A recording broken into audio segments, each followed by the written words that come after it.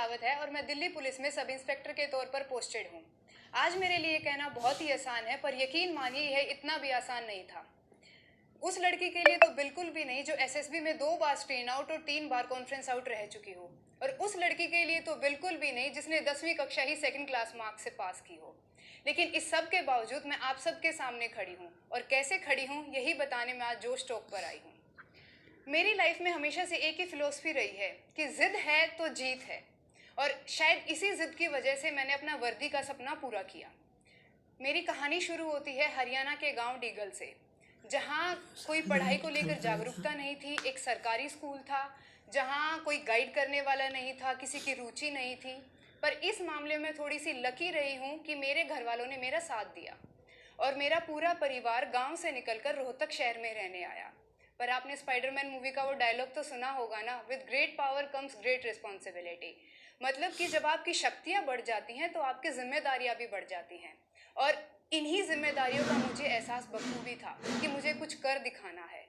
जब आपके मन में एक सवाल आता है कुछ कर दिखाना है, तो उसका सीधा सा जवाब होता है सरकारी नौकरी। और कौन सी नौकरी जिसमें इज्जत हो, और हमारे देश में वर्दी से ज़्यादा इज्जत शायद ही किसी प्रोफेशन को मिलती है। तो मैंने भी सपना देखा एयरफोर्स में पायलट बनने का। 5 बार रिटर्न एग्ज़ाम क्लियर करने के बाद, 2 बार one of the top scorers रहने के बाद शायद किस्मत को कुछ और ही मंजूर था। मेरा एसएसबी क्रैक नहीं हो पाया था। लेकिन मेरी जगह कोई और होता तो शायद टूट जाता। पर मैंने तो एक जिद पाल रखी थी वर्दी पहनने की। अब मैंने अपनी गाड़ी का मुख एसएससी सीपीओ की तरफ मोड़ दिया था, क्योंकि एक यही गाड़ी मुझे मेरे स्टेशन तक पहुंचा सकती थी। इतने समय के बाद मुझे यह समझ आ चुका था कि अब मुझे अपने कंफर्ट जोन से बाहर निकलना है। मैं आप सबसे भी यही कहना चाहूंगी कि अगर आपको कोई बड़ा सपना पूरा करना है तो अपने छोटे छोटे सपनों को छोड़ दीजिए। हो सकता है शुरुआत में परेशानियां आए, आपको ये भी लगेगा हे भगवान हम कहाँ फंस गए। पर यकीन मानिए अगर आपको अपने कल को बेहतर बनाना है ना, तो आपको अपने आज से लड़ना होगा। और मेरी लड़ाई भी मेरे कल की बेहतरी के लिए थी। अब मैंने तय किया कि मैं रोहतक छोड़कर दिल्ली जाकर तैयारी करूंगी। पर जब आप किसी गांव देहात से निकलकर किसी बड़े शहर जाते हैं ना, तो एक अलग ही डर का माहौल होता है। हर दूसरे बंदे के साथ आपका कंपटीशन होता है। यही मेरे साथ था। और आपको यह भी पता होगा कि एसएससी में कितनी ही सीट्स होती हैं। इन सब के साथ एक चीज क्लियर थी, वो थी मेरा फोकस। मुझे क्या करना है ये मुझे अच्छे से पता था। इस सब के साथ मैं तैयारी में जुट गई। अब आप लोगों को पता होगा जब वर्दी की तैयारी करते हैं तो रिटन टेस्ट के साथ साथ फिजिकल और मेंटल फिटनेस भी बहुत जरूरी है।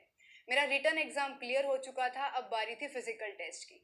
मैं बड़े जोश के साथ अगले दिन स्टेडियम में पहुंची शूज डाल के। यकीन मानिए दोस्तों, रनिंग करना तो दूर, मैं 100 मीटर जॉग नहीं कर पाई थी। अब इसे माँ बाप का लाड़ प्यार कहिए या कुछ और, मुझे इतनी सुविधाएं मिली थी। कभी शहर से बाहर जाना होता तो गाड़ी होती थी, शहर के अंदर कहीं 50 100 500 मीटर पर भी जाना है तो एक्टिवा होती थी, जिस वजह से मुझे कभी एहसास ही नहीं था कि मैं फिजिकली अनफिट हूँ। अब बारी थी दिल्ली से निकलकर दोबारा अपने परिवार के पास आकर तैयारी करने की। सुबह शाम मेरा भाई ने बिजनेस छोड़ा और मेरे साथ स्टेडियम जाने लगा। हफ्ते बाद दोस्तों ऐसी हालत थी कि मेरे पैरों पर सूजन आ चुकी थी, मेरे पैरों में गांठ पड़ चुकी थी। अब मम्मी पापा मेरा डाइट का ख्याल रखते और सुबह शाम मेरी मालिश करते ताकि मैं अगले दिन दौड़ पाऊँ। ये सफ़र यूं ही चलता रहा और दिन आया जिस दिन मेरा फिजिकल था। लकीली मेरा फिजिकल वहाँ था जहाँ सब इंस्पेक्टर्स को ट्रेन किया जाता है, जडोदा कला में। वहाँ उसकी चमक देखकर, ट्रेनिंग सेंटर की चमक देखकर एक अलग ही जोश था मेरे अंदर। दोस्तों यकीन मानिए जो 4 मिनट की दौड़ पूरी होती है वो मैं 3 मिनट 20 सेकंड में कंप्लीट करके लाइन से जब मैं पीछे मुड़कर देखा ना, 100 सवा 100 मीटर तक कोई बच्चा नहीं था। 9 फीट की लंबी कूद मैं 12 फीट कर रही थी और वहां खड़े ऑफिसर्स मेरे लिए तालियां बजा रहे थे। यह मेरे लिए बहुत गर्व की बात थी।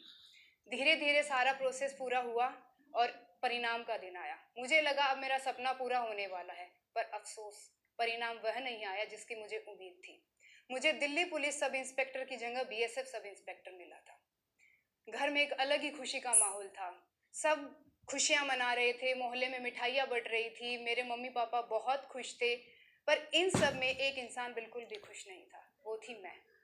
क्योंकि मेरा सपना जितना दिल्ली पुलिस में वर्दी लेने का था, उतना ही सपना मेरे माता पिता के साथ रहने का था। मुझे ट्रांसफरेबल पोस्ट नहीं चाहिए थी। समाज में बात फैल चुकी थी, बेटी अफसर बन चुकी है। कुछ समय बाद सब पूछने लगे बेटी कब जाएगी, कब ट्रेनिंग शुरू होगी। तो जब घर वालों ने बताया कि बेटी को दिल्ली पुलिस का सपना है, ये नहीं जा रही है, तो सब लोगों ने बातें बनानी शुरू की। यकीन मानिए दोस्तों, समाज आपकी मदद करे ना करे, लेकिन सलाह जरूर देगा। मुझे भी बहुत सी चीज़ें सुनने को मिली, हुआ ही नहीं होगा, होता तो क्यों नहीं जाती। आखिर सब इंस्पेक्टर जैसी ऑफिसर पोस्ट कौन छोड़ता है। झूठ बोल रहे हैं, हवा बना रहे हैं। यहाँ तक लोगों ने बोलना शुरू किया कि 1 साल पिता ने पैसा लगाया, बेटी ने क्या करके दिखाया। छोड़ा था ना दिल्ली, और छोड़ के देख लीजिए लड़कियों को दिल्ली। ये चीज़ें कहीं ना कहीं मुझे उदास कर रही थी, पर मेरे अंदर एक अलग ही तूफान चल रहा था। इतने में आता है सीबीओ 2018 का नोटिफिकेशन। दोस्तों, मैं इतने जोश के साथ तैयारी में लगी थी कि मुझे लग रहा था मुझे कोई भी पीछे नहीं छोड़ सकता। एग्ज़ाम आया, बहुत अच्छे मार्क्स से मेरा प्री क्लियर हुआ। अब फिज़िकल भी मैं एक बार कर चुकी थी, मेरे लिए कोई टफ नहीं था।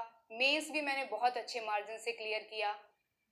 अब मुझे लगा था मेरा सपना पूरा होने वाला है, पर अचानक एक नोटिफिकेशन आता है जिसमें लिखा होता है कि आपकी हाइट के अकॉर्डिंग आपका वेट 42 टू 49 केजी चाहिए, और मेरा वेट 68 केजी था उस टाइम। अब मेरे पास 3 महीने थे, या तो मैं हार मान लेती या मैं कुछ करती। और वजन भी ऐसा कि हम घी दूध खाया हुआ जो टूट ही नहीं सकता था, क्योंकि मेरे पास फैट नहीं था। अब मैंने खाना पीना, सब्जी रोटी दूध दाल चावल सब छोड़ दिया था। अब मेरी लाइफ में सिर्फ 3 ही चीज़ थी, ड्राई फ्रूट्स, पानी और सैलेड। इन सब पे मैं अपनी ज़िंदगी जी रही थी।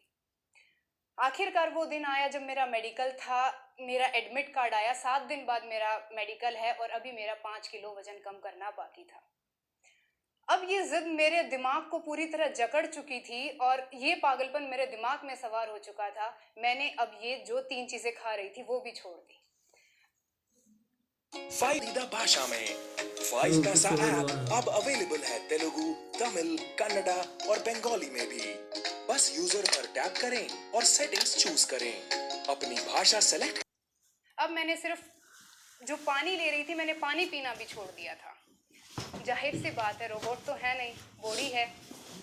कमज़ोरी आई, चक्कर आए, बुखार आया, डॉक्टर ने दवाई दी। अब सीधी सी बात है, आपको दवाई लेने के लिए तो पानी पीना पड़ेगा, पर मेरी जिद थी कि मुझे पानी नहीं पीना है। मैंने दांत के नीचे दवाई रखी, चबाई, सलाइवा इकट्ठा किया और दवाई को अंदर ले गई। अब बाहर वाले नहीं, मेरे घर वाले भी बोल रहे थे हमें नहीं चाहिए ऐसी नौकरी, छोड़ दो। पर अभी शायद भगवान को और इम्तिहान लेना बाकी था। मेरे जीवन में एक और तूफान आया, मेरे नहीं आप सबके जीवन में भी आया। वो था कोविड-19। 24 मार्च 2020 को मेरा मेडिकल था, और 22 मार्च 2020 को लगा लॉकडाउन, जहां मेरे पास मैसेज आता है your medical exam has been postponed. दोस्तों, समझ नहीं आ रहा था क्या करूं। उस समय जिंदगी जैसे मेरी थम सी गई थी। अब जहाँ सब घरों में अलग अलग पकवान बन रहे थे, अलग अलग डिशेस बन रही थी, मेरा वजन था खाना छोड़ने के बाद टूटने का नाम नहीं ले रहा था। किसी को नहीं पता था ये वायरस कितना लंबा चलेगा। हर रोज जंग हो रही थी, कुछ खाऊं ना खाऊं। फिर मैंने तय किया, मैंने एक अपनी वॉइस में एक रिकॉर्डिंग खुद के फ़ोन में रिकॉर्ड की थी, जिसको मैं हर सुबह उठकर सुनती थी। वो थी, डर लगेगा तुझे फासला देखकर, आगे बढ़ते रहना रास्ता देखकर, एक ना एक दिन मंजिल खुद आएगी तेरे पास, तेरा हौसला देखकर। मैं हर सुबह इसको सुनती। अगर मैं एक चपाती भी खा रही थी, मेरा आधा 1 किलो वजन बढ़ रहा था, उसके लिए मैं 8-8 7-7 घंटे मेहनत कर रही थी। धीरे धीरे वो दिन आया जब मेरा मेडिकल एग्जाम था। दोस्तों, इस बार रिजल्ट वही था जो मैं चाहती थी। मुझे आज भी याद है, जब मेरा रिजल्ट आया तो मेरा पूरा परिवार एक रूम में बैठा था, और मैं जोर से दोनों हाथ ऊपर करके चिल्लाई थी, दिल्ली सब इंस्पेक्टर। सामने मेरे फादर बैठे थे। मैंने जिंदगी में पहली बार मेरे पापा की आंखों में आंसू देखे थे। आंसुओं के साथ चेहरे पर जो स्माइल थी ना, मैं उसे जीवन भर याद रख सकती हूँ। मेरी मम्मा इतनी खुश थी कि समझ नहीं आ रहा था वो अपनी खुशी रोक रही हैं या अपनी खुशी इतनी बयां कर रही हैं। पूरे परिवार में ऐसा ही माहौल था। दोस्तों, समाज ना बदलता बहुत जल्दी है। अब जब मेरे घर वाले घर से बाहर निकल रहे थे ना, तो सबने पूछना शुरू कर दिया था, ओह आपकी बेटी सब इंस्पेक्टर लगी है दिल्ली में, बड़े भाग्यवान हो, किस्मत वाले हो कि ऐसी बेटी पाई है। दोस्तों, जो चमक मेरे माँ बाप की आंखों में होती थी ना, वो चमक देखने के लिए मैं एक बार तो क्या 10 बार इससे भी ज्यादा मेहनत कर सकती हूँ। ये चमक बड़ी आसानी से नहीं मिलती है। और सिर्फ मैं दिल्ली पुलिस में सब इंस्पेक्टर नहीं बनी थी, मैंने ऑल इंडिया 64 रैंक हासिल की। अब एक बात तय हो गई थी कि भारत की बेटी को सिर्फ सिर्फ सुरक्षा चाहिए ही नहीं, भारत की बेटी सुरक्षा दे भी सकती है।